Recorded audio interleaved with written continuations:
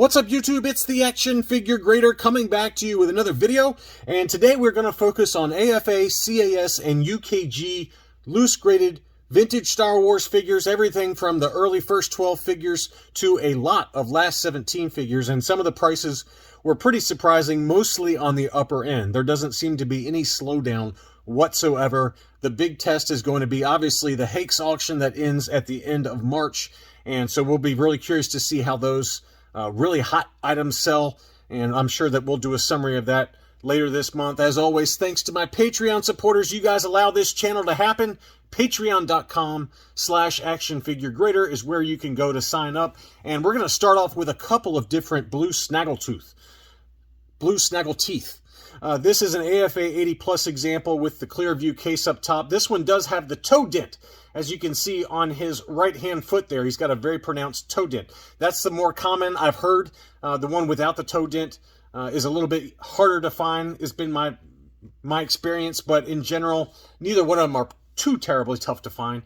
And as we've talked about in last, many different vintage updates, the torso on this one has started to discolor a little bit. You can see it's kind of a greenish blue versus the legs, which are kind of more of a normal blue. The boots are in great shape. Look how clear those, crystal clear and silver those boots are. Just really, really nice.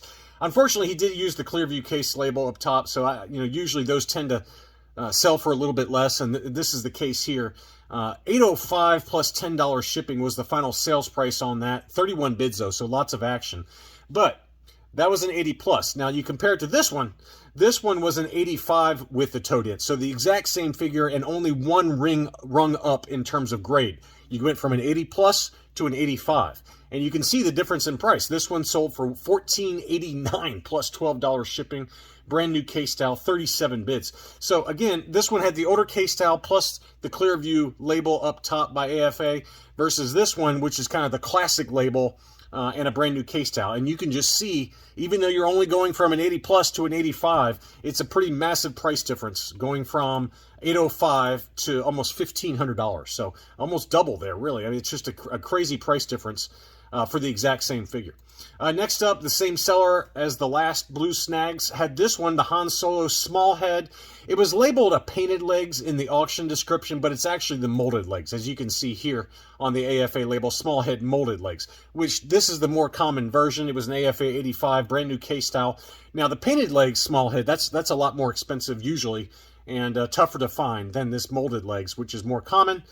This one sold for $402 plus $12 shipping, and I know that sounds like a lot of money, but we documented several AFA 85 small head Hans with the molded legs, Hong Kong COO, that sold for $460 to $480. So this was actually a pretty good buy relative to some of the recent data points that I've seen. And I'm tracking this one pretty close because I do want an AFA 85, ideally small head molded legs Han for my next Han.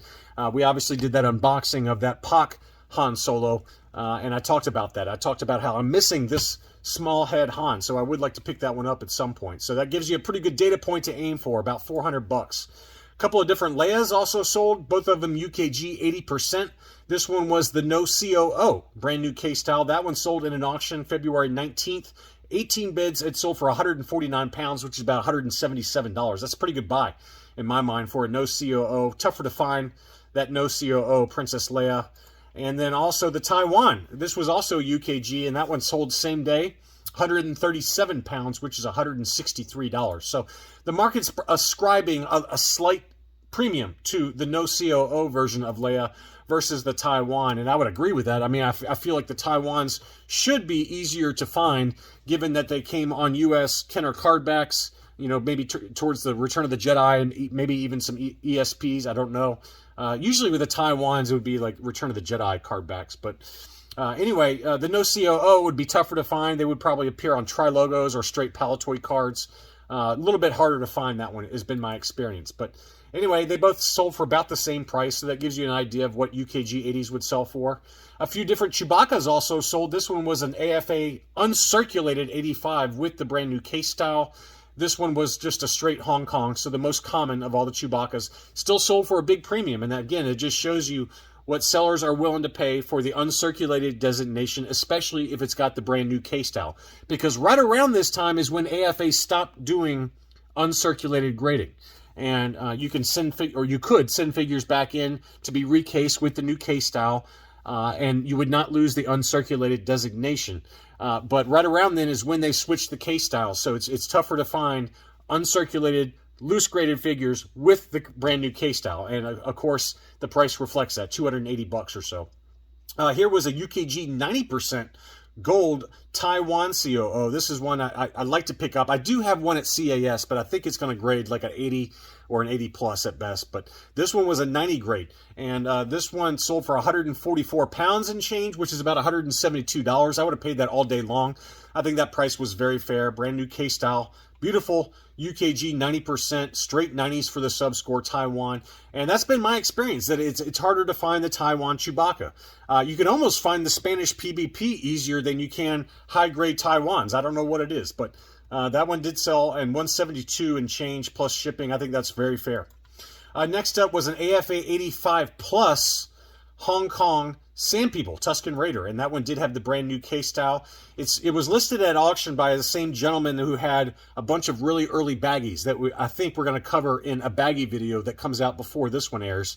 But he also had this one, an 85 plus Hong Kong Tuscan Raider, and the starting bid price is what it sold for, $300 plus $10.20 shipping. So someone was willing to pay up just a little bit for an 85 plus versus an AFA 85, which would probably sell for $225 to $250 would be my guess.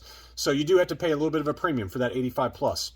Next up was an 80 plus Death Star Droid, brand new case style, $165 plus $5 shipping, so about $170. I think that price is very fair. 85s can go anywhere from, let's say, in the low end, $200 to about $250. So, you know, for that discount on the grade to an 80 plus, I think that's a very fair price. $170 took that home with shipping. Next up, we've got a Han Solo Hoth.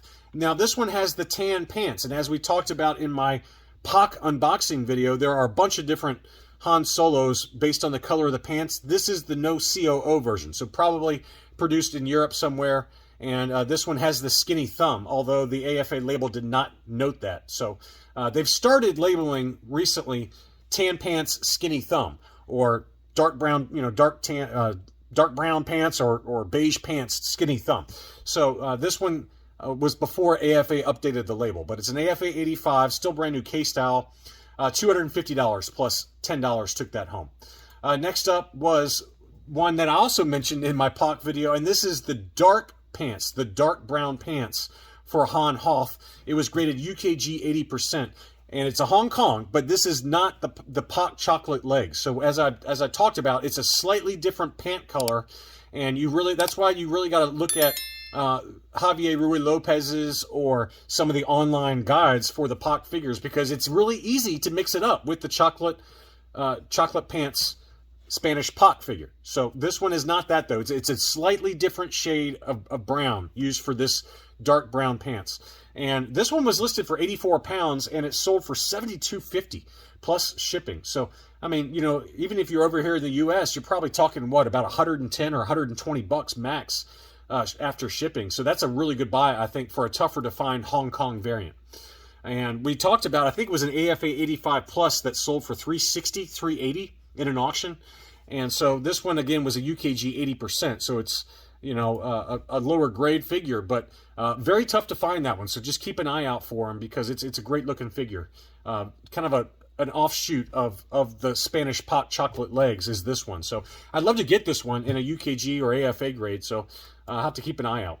This was an interesting one. This one had the Palatoy Leia Bespin card back displayed with a Leia Bespin graded UKG 85%, flesh neck, Hong Kong, 90, 80, 90 were the subscores on that. So pretty cool to see that with the Palatoy card back. Always very expensive. Mint on card, this is probably, what, $1,200 to $1,500 pretty easily in high grade. So this is a kind of a cheaper poor man's option. If you don't want to spend the money for a mint on card ESB Palatoy Leia Bespin, you can get something like this where it's displayed next to it. So this one was listed for 250 pounds. The best offer that was accepted was 225 pounds. So let's call it all in probably 260 to 270 US dollars if you were buying it with the global shipping program. Here's one I had in my what to buy video. This is an AFA 85 beige torso Admiral Ackbar, brand new case style, and it sold pretty quickly after that video went live. This is the Taiwan, which is the most common COO for Admiral Ackbar. But brand new case style, I thought that price was great. Free shipping, $165. That's a good buy. I would have bought that too. So glad somebody was able to pick that up, hopefully after watching my video. Next up, we've got some last 17 figures. This is a CAS 85 Plus Luke Skywalker in his battle poncho displayed with the coin. So this is an awesome display. And again, it's a good poor man's option if you don't want to spend the money on a mint on card Power of the Force Luke poncho. And so again, 85, the figure got a 90. The coin got an 80. So they, you know, CAS, when they do it, they average out the coin score and the figure score to get an overall score. And so this one, they got an 85 plus. And so in this case, I probably would have, in my opinion, I probably would have sent this in just the figure by itself, because it would have gotten a 90. And I think the resale price would have been higher than what this was. This sold for $432 plus $11.45 shipping. So again, if I'm the seller of this item and I'm buying stuff and grading it and reselling, this is probably a case where it didn't make sense to send the coin in unless you know for a fact that it's going to score high. In this case, the 80 sub-score on the coin brought the overall score down to an 85 plus. And me personally, I don't agree with how they do this. I think that AFA and UKG, they usually give separate scores for the items in two separate labels. And that's how I think CAS should roll. They need to have two separate labels, one for the coin, one for the figure. That's how UKG, to my knowledge, and AFA do it. But CAS, they take the average of the two to give you an overall score. But anyway, it's still a really nice item. I'm just kind of mouthing off, I guess. But anyway, $432 took that home, plus $11.45 shipping. I think that was a good buy. Next up was an AFA 85 Amonomon. That one sold for $596. So, you know, anything high grade Amonomon, last 17, archival case as well, you're going to pay big money for it. I mean, even on Facebook, some of the ungraded examples can sell for $350 to $400 easily. So $600 plus the global shipping program. So over here in the U.S., it would have cost you, you know, about $650 plus eBay sales tax. So that's a lot of money. But, you know, if I'm in the UK, obviously the shipping's quite a bit less. And it is an AFA 85 Amonomon with an archival case. So it's about as good as it gets right there. And you're going to be paying a lot of money for it. We got a bunch of different R2-D2 last 17 pop-up lightsabers that sold. I think there was 3 of them in this video. This one was a U85 sold by CIB, which is affiliated with AFA. Now, this one did have the older case style, but it was an uncirculated 85. So the price should go down a little bit because it's an older case style, but it should go up a little bit because it's uncirculated designation. And there's some collectors that are willing to pay a premium for that. So this one sold for $960 on 45 bids. So very, very big action on that one. And then this one is a CAS 80 Plus. That one sold for $850 plus $10 shipping. And then finally, we had this one. This was an AFA 80 that sold over in the UK for 560 pounds, which is $668. So that's a pretty wide range of values. This one had the brand new case style. And, you know, again, it was an AFA 80. That one sold for $668. The CAS 80 Plus sold for $850. And then the uncirculated 85 sold for $960. So kind of all over the map right there, but it gives you an idea of how in demand this last 17 R2-D2 is. It's just all the prices were big numbers. It's just a matter of what you're looking for and what kind of grade you're willing to pay for it. Next up was a Yak Face AFA 85 brand new case style, and this one did have the archival case, and we've documented several that have sold on recently, anywhere from kind of $1,000 to about $1,250. And this one was listed for 1,100 pounds, and it sold for 930 pounds plus shipping. So that's a big, big number. 930 pounds, that equates to about 1,100 US. So it's kind of right in line with recent sales, but a beautiful figure. And we all know what Yak Faces have done here recently. Next up was a UKG 80% Paploo. And this price, I'm shocked by this price. This one sold for 431 pounds, which is $515. Now, if this was a UKG 90, I could see it. But a UKG 80, I mean, you can buy a mint on card, a really nice mint on card US release or Kenner Canada release, Lily Letty for the US market. You can buy it for less than that easily. I mean, for a mint on card. So a UKG 80% just seems like that's a drastic overpay. in my opinion. Again, no offense if you happen to be the one that bought that, but a UKG 80, I would think it would sell for maybe half that price, but it just shows you what people are willing to pay for last 17 figures. And then finally, this was a really interesting one. This is a Turkish Uze bootleg AT-AT driver. Now, this one was not graded. It was archived by CAS because it was incomplete without the weapon. So he came with a kind of a bootleg weapon. And so as you can see here, it's missing the rifle. So it was archived. Now, CAS used to loose grade this and just note on the label that it's missing the rifle or no weapon. Because I have a couple. I have a Imperial Gunner and a Chewbacca that are loose graded CAS 85, and it just notes on the label, no weapon. Even AFA will qualify grade some of these. So I don't know why CAS stopped grading or just only archiving loose Uze figures. These are extremely rare, extremely tough to find. And to me, it should have a qualified designation and then loose grade it. But who am I to judge? But anyway, this one was archived because it was missing the weapon, as noted on the label. It was listed for $500. The best offer that was accepted was $400. So again, it's a Turkish bootleg from about 1988 or so. Let's see, 1988. SB Products is the name of the company, and they made a bunch of really nice, high-quality bootlegs that, you know, if to the untrained eye, they can be mistaken for licensed figures. That's how good the bootlegs are. They're sonically welded, and I've gone over them at length on the channel and other videos. But anyway, I'm just curious as to why CAS would not grade that, given that how tough these are to find. I would just put a qualified designation the way AFA does it. But anyway, that's all I really had for this video. Some pretty surprising prices, some good deals here and there, but for the most part, the prices were kind of in line with market and recent sales on other videos. So thank you so much for watching, and I'll be back soon.